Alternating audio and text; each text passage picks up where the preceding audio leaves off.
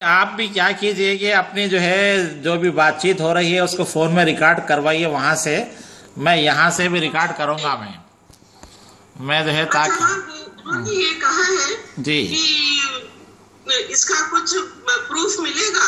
तो मैंने कहा कि नहीं, वो सर्टिफिकेट और वीडियो रिकॉर्डिंग मुझे भेजेंगे। जी तो कहा हाँ जरूर लाना, वो कॉलेज में सब लोग देखेंगे उधर से। हाँ ये है। तो क्या मैं इधर से भी रिकॉर्ड कर सकती हूँ? हाँ तो आपके साथ जो कोई अगर हो तो सामने वो फोन, अभी मैं जैसे ऐसा फोन ऑन किया हूँ मैं। अच्छा हाँ अर्शी हाँ रानी इधर आओ। हाँ कल जो है आप ये इंतजाम कर लेंगे जो है आपके साथ वो इस तरह का जो है ये सैमसंग फोन है तो इसमें जो है रिकॉर्ड हो जाएगा सारा। तो मैं भी इधर इधर से रिकॉर्ड करूंगा और ये यूट्यूब पे मैं लगा दूंगा मैं, तो आप वहां से डाउनलोड कर ले सकते हैं। तो कुछ तस्वीर भी जो है देखो कैसे बता रहे हैं ना। हाँ किस तरह से तुमको करना है, आओ दिख रहा है, सलाम करके आओ। जी नहीं कोई बात नहीं बिल्कुल। सैमसंग का फोन बस वीडियो रिकॉर्ड कर लीजिए आप इस तरह के। मैं भी कर रहा हूँ, मेरे अपने सारे वीडियोस है उसमें इस तरह के। तो इससे सहूलत ये होगी कि जो है वो जो है आगे भी हमको काम आएगा जी। अच्छा तो ये जो है बिल्कुल सेटअप सही है जो अब आपकी हमारी बात हो रही है। तो ये हमारे प्रिंसिपल साहब भी खुश हुए हैं। कल जो वो डिपार्टमेंट के इंचार्ज है वो तेलुगु मीडियम के हैं, तो वो भी जो है कल मौजूद रहेंगे। हाँ वो हाँ उनसे आप चाहे तो अंग्रेजी में बात कर सकते हैं जैसी सहूलत है। तो ये उनके लिए भी हैरत की बात है, हमारे लिए भी। तो खैर मेरा कोशिश यही है कि मैं जो अपने पास सहूलतें हैं उसको इस्तेमाल करूँ इस तरह तालीम के मामले में। तो अगर आप कोई और सब्जेक्ट के लोग भी इस तरह के इंटरेस्टेड है तो आपके अगर लेक्चर कामयाब हो जाए कल इस तरह, तो इंशाल्लाह हम जो है और भी सब्जेक्ट में हम जी जी हाँ तो ये जो है एक दूसरे से हम वो करेंगे जी। वीडियो रुका है अभी।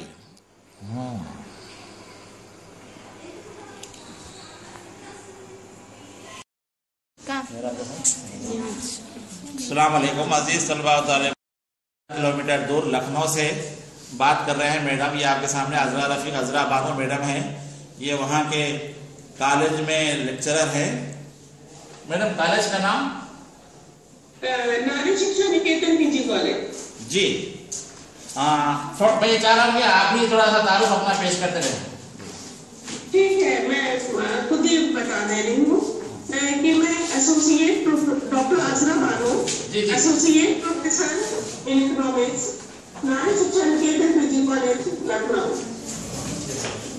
1994 में मेरा डॉक्टरेट हुआ था यहाँ पर और अभी से मैं यहीं पर लगी हुई हूँ। मेरी किताबें भी आ चुकी हैं, उर्दू में किताब आई है घर पे आवाज, और दूसरी किताब हिंदी में history of economic thoughts printing में है, प्रोसेस में है। और सेमिनार्स एंड कॉन्फ्रेंसेस में पार्टिसिपेट करती रहती हूँ, शिरकत करती रहती हूँ उसमें।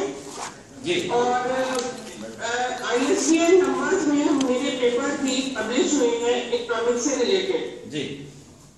तो ये एक मुख्तसर सा था बहुत मेरे लिए, और बहुत खुशी है कि मैं आप लोगों के साथ जुड़ गई आज जी। आपका लेक्चर शुरू कीजिए। शुक्रिया जी।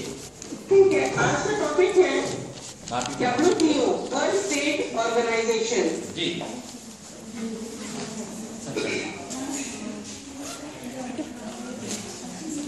जेनेवा में 1944 में जेनेवा में 1944 में एक कॉन्फ्रेंस हुई थी।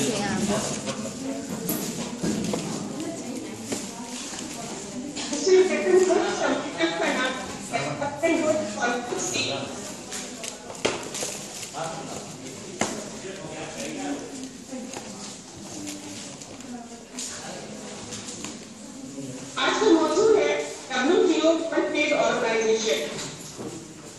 ये गैर से शुरू हुआ था। मैं आपको पूरा प्रोसेस शुरू से बताती हूँ कि किस तरह से ये WTO में करनी है।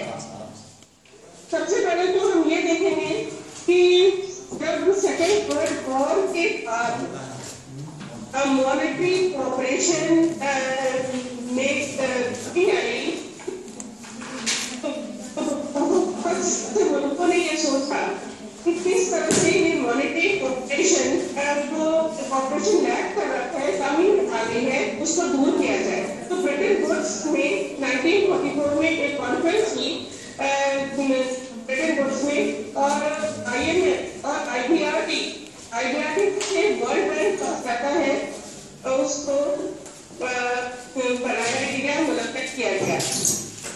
उसी वक्त हवाना कॉन्फ्रेंस में गैट को भी बनाने की मुलाकात करने की तजवीज रखी गई थी, लेकिन लोगों ने इसको पूरा अमल नहीं होने दिया। और लेकिन बाद में 1947 में गैट मतलब कि general agreement on tariff and trade वजूद में आ गया। 23 मेंबर कंट्रीज थे उस वक्त गैट में। इससे खुशनसीबी ये है कि इंडिया भी उस मेंबर कंट्रीज में से एक था। और आज मौजूदा रिसेंटली करेंटली 160 कंट्रीज में है। गैट के बारे में ये बताना चाहूंगी कि गैट जो था, capital agreement on tariff and trade, ये तजारत से रिलेटेड था। इसमें बायलैटरल और मल्टीलैटरल दो तरह के इसमें समझौते किए जाते हैं।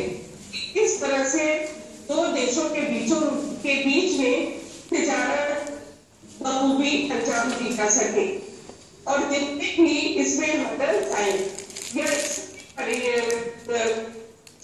मुश्किलें आए उनको दूर किया जा सके। तो सबसे पहले इसमें आया कि स्टैंडर्ड ऑफ लिविंग, मेयारी जिंदगी को ऊपर करना है, इसको शामिल किया गया। तिजारत के मुनासिब फैसले को एक कानून या लीगल रूल रेगुलेशन इसको अंजाम पाया जाए, इसको इस बात पर जोर दिया गया। दुनिया के में जितने भी प्रोडक्शन होते हैं, पैदावार है, तिजारत में इजाफा किया जाए, रियल इनकम और इफेक्टिव डिमांड में भी इजाफा किया जाए। WTO एक मंच था, एक पेज था, इसमें तिजारत बारे में ही बातचीत या समझौते करते थे। इसमें लीगल कानूनी तौर पे रूल रेगुलेशंस बनाए गए ताकि तिजारत से अच्छी तरह से किया जा सके और जो भी मुश्किलें आए उनको दूर किया जा सके। गैट में एक क्लॉज रखा था जो कि मोस्ट फेवर्ड नेशन था। इसका मकसद था कि जो टैरिफ लगाए जाते हैं तिजारत करने में, दरामद और बरामद में, उसको रिडम्पशन या कम कर दिया जाए। टैरिफ निगोशिएशन की भी बात की गई और इस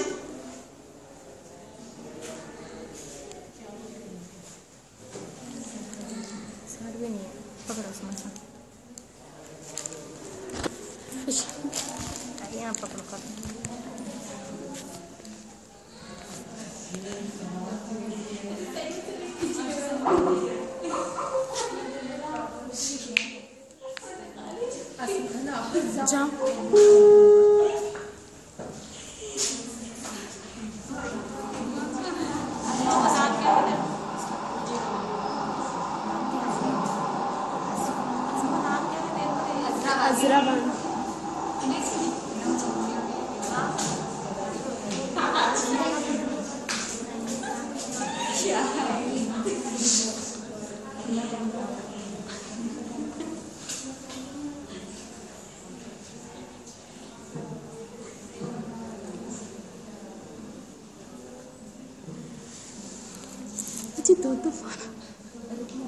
वो क्या होगा आपको जान कितने से बच्चों के? अच्छा हाँ बोलिए मैडम। हाँ मैडम आ रही मैडम। पकड़ो जमा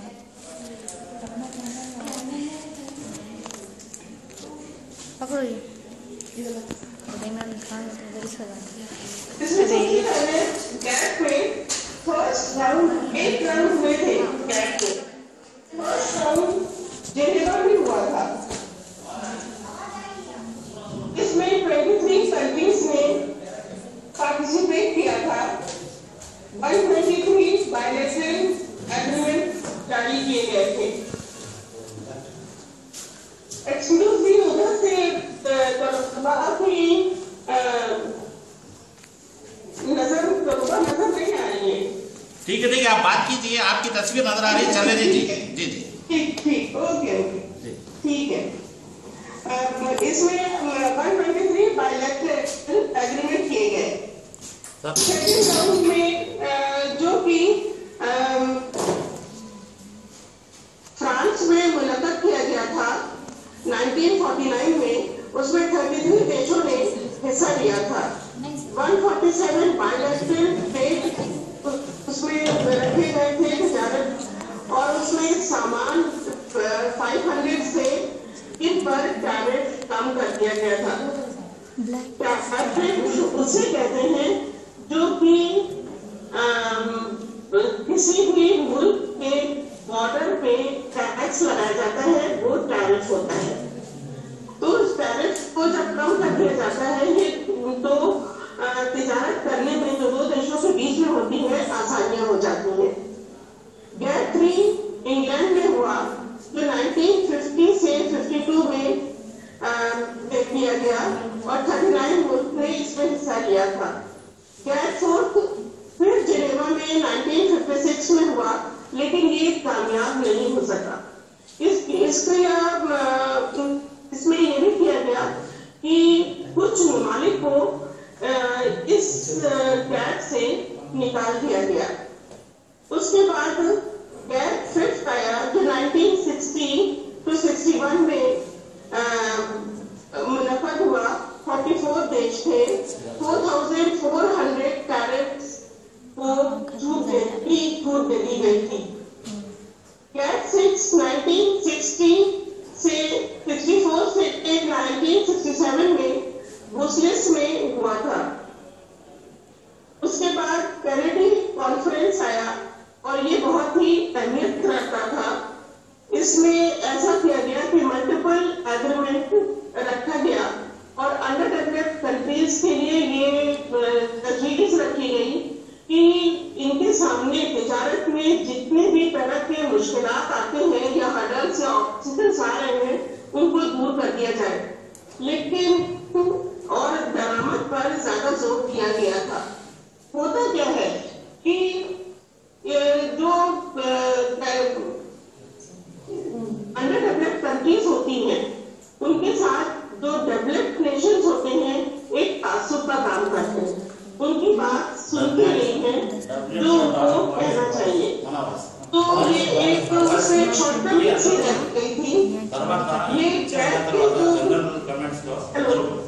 गैट के जो मकासद थे वो ये थे कि बगैर किसी तासुब के मुख्तलिफ मुल्कों के साथ या बैनुल अक़वामी तजारत की जाए, फॉरेन ट्रेड में इजाफा किया जाए और डायरेक्ट ट्रेड को कम कर दिया जाए।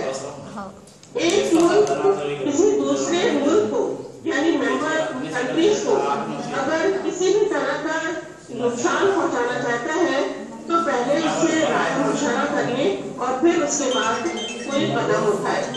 ऐसे कदम उठाए जाए जिससे टैरिफ रेट में आपस में तबादला ख्याल किया जा सके और टैरिफ रेट में कमी लाई जा सके।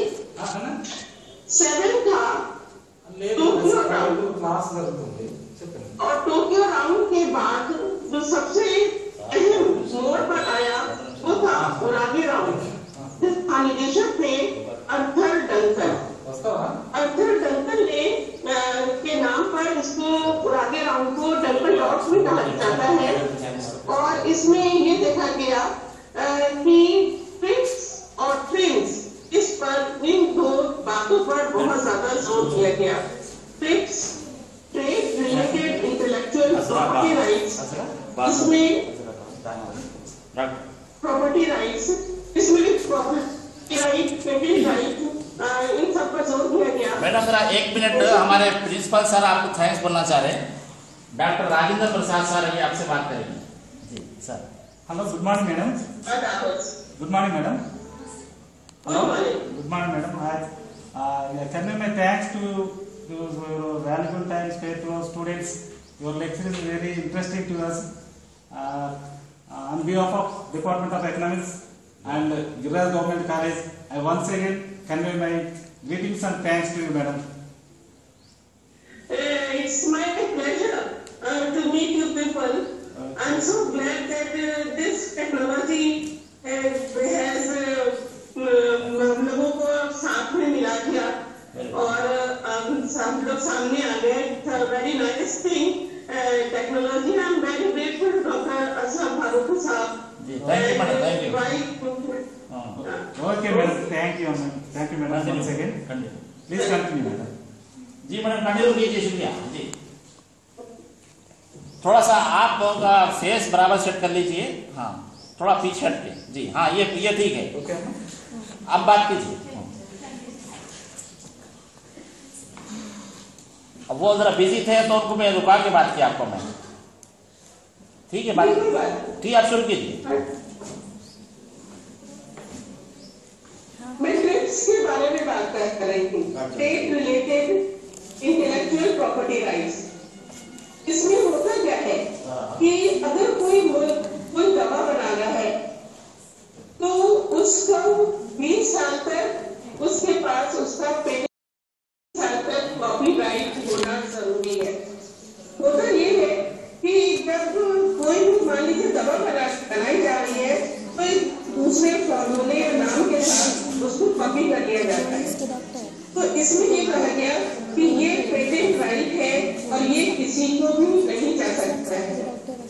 इसी तरह से दूसरा था प्रिंस था, जो कि स्टेट रिलेटेड इन्वेस्टमेंट से रिलेटेड था, मेजर्स से रिलेटेड था और इसमें ये ज्यादा कामयाब नहीं हुआ क्योंकि इसके पीछे ये पॉलिसी थी कि कौन सा मुल्क कितना इन्वेस्ट कर रहा है, कितने पैसे लगा रहा है और उसके साथ ये भी मुश्किल आई कि इन्वेस्टमेंट किन चीजों में कर रहा है, किन मदों में कर रहा है।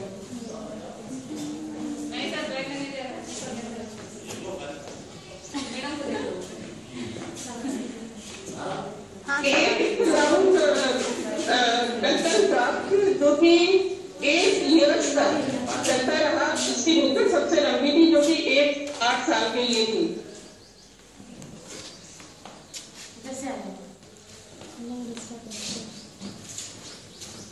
आठवां राउंड जब खत्म हुआ 8 साल के बाद, तब WTO वजूद में आया, वर्ल्ड ट्रेड ऑर्गेनाइजेशन, और गैप का वजूद पूरी तरह से खत्म हो गया। तो इस तरह से 1994 में WTO वर्ल्ड ट्रेड ऑर्गेनाइजेशन वजूद में आ गया। WTO का मकसद था कि जितने भी सामान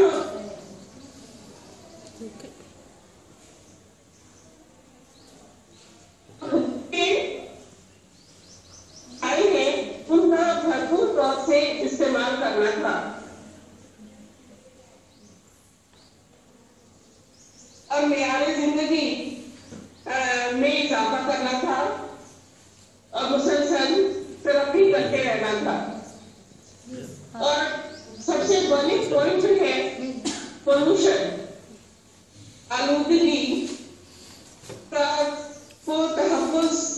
तहफ़्फ़ुज़ करना था और उसको महफूज करना था। अब हम आते हैं प्रिंसिपल्स ऑफ WTO। उसमें सबसे पहले है कि गैर तासुब इखलास। मैं पहले ही बता चुकी हूँ कि गैप के सिलसिले में भी एक तरह का डिस्क्रिमिनेशन था अंडर डेवलप्ड कंट्रीज के साथ। यहाँ WTO ने अपने ऑब्जेक्टिव्स में ये रखा कि डिस्क्रिमिनेशन किसी भी तरह से नहीं रखा जाएगा। एक मुल्क को किसी भी तरह की अगर रियायत दी जाएगी तो वो रियायत सभी मेंबर कंट्रीज को जाना बहुत जरूरी है।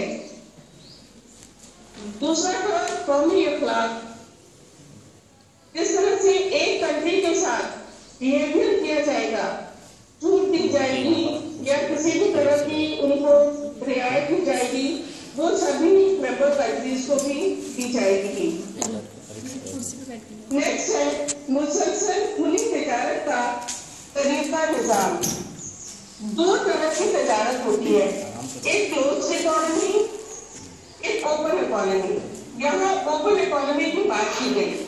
ओपन इकोनॉमी तब होती है जबकि दो कंट्रीज के बीच में इंटरनेशनल ट्रेड किया जा रहा हो, और इस बात पर जोर दिया गया WTO में। नेक्स्ट इसका प्रिंसिपल था कि अंदाजा तिजारत निजाम या तरीका सही तौर से लगाया जाए। ट्रेड सिस्टम में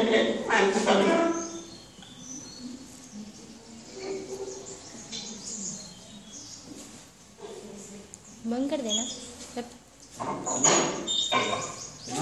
मैडम, गए ना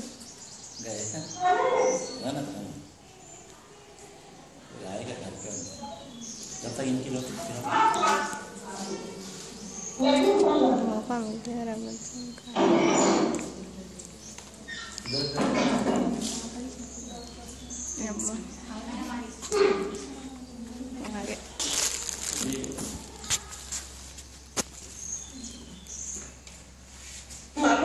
बीच में मुझे उठना पड़ा। हाँ जी, चलिए चलने दीजिए। हाँ। और ज्यादा मुकाबला तिजारत के मामले में दूसरे कंट्री से कंपटीशन रखना था। WTO के कुछ ऐसे फंक्शंस हैं, उन फंक्शंस में आता है कि ये एक तरह का एक स्टेज है, एक मंच है जिस पर तिजारत और टैरिफ से रिलेटेड मसले पर बात की जाती है, आपस में राय मशवरा किया जाता है। बतला तेरे को वर्ल्ड ट्रेड ऑर्गेनाइजेशन मल्टीलैटरल को लागू करने के लिए हुकूमत से मंजूरी चाहती है, और एडमिनिस्ट्रेटिव का ये काम है कि सारी हर तरह की आसानियां फराहम करे। झगड़ों के निपटारे के लिए पॉलिसी बनाए, और उन जो भी किसी भी तरह की तिजारत में मुश्किलें आ रही हैं उनको अच्छी तरह से निपटाया जा सके या खत्म किया जा सके। इकोनॉमिक पॉलिसी बेहतर तरह से अपने काम को अंजाम दे सके, इसके लिए IMF और IBRD से मदद लिया जा सकता है, और दुनिया के वसाइल का भरपूर तरीके से इस्तेमाल किया जा सकता है। WTO के ने 3 एग्रीमेंट्स किए। टैरिफ यानी महसूल, टैरिफ और तिजारत पर आम समझौता जिसमें सभी इंडस्ट्रीज और कंज्यूमर गुड्स शामिल किए गए। खिदमत की तिजारत पर आम समझौता, उसका impact banking sector, LIC, advisory वगैरह पर पड़ता है। ट्रिप्स, जिसके बारे में मैं आपको पहले बता चुकी हूँ, उससे जुड़े हुए मुद्दे पर समझौता और उसका असर पेटेंट, कॉपीराइट वगैरह पर पूरी तरह से होना है।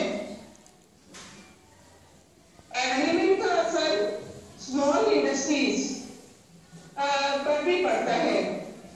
हाल में हुए इंफॉर्मेशन टेक्निक से रिलेटेड समझौते की वजह से 2003 तक 217 इंफॉर्मेशन टेक्निक्स पर से बरामद फीस के रेट कम कर दिए गए थे। मल्टी फाइबर एग्रीमेंट्स जो कि 3 डिकेड से एक मकर जाल या तोबक में फंसे हुए थे। खासतौर से इंडिया जो कि कपड़े और पोशाक, जूट, कॉटन, हैंडलूम ये सब का प्रोडक्शन करता है, उसमें जो भी मुश्किलें आ रही थी उनको दूर किया जाए और उनका एक्सपोर्ट किया जाए। लेकिन इसमें ये देखा गया कि बेसिक फंडामेंटल फैसिलिटीज की कमी थी और गवर्नमेंट से और WTO से इस बात को कहा गया कि बेहतर फैसिलिटीज प्रोवाइड की जाए।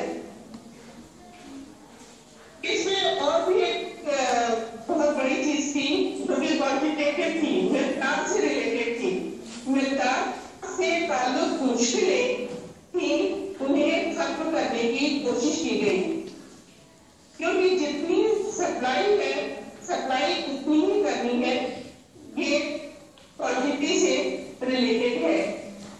कोटा खत्म किया जा रहा है, एक्सपोर्ट उन्हीं को से किया जाएगा जिससे कंपैरेटिवली मुनाफा ज्यादा हो। WTO की खास बात एग्रीकल्चर सेक्टर से रिलेटेड थी और इसमें उसको लिबरलाइजेशन के लिए कहा गया था। इंपोर्ट निजाम पर सब्सिडी पे कमी लाने की बात कही गई थी। ग्रीन सब्सिडी गवर्नमेंट से through small and medium industry को उनके काम करने वालों की गिनती से पहचान कर दी गई। सब्सिडी के खिलाफ कोई एक्शन नहीं लिया जा सका था। उसके बाद आता है सेफ गार्ड या डंपिंग। सेफ गार्ड में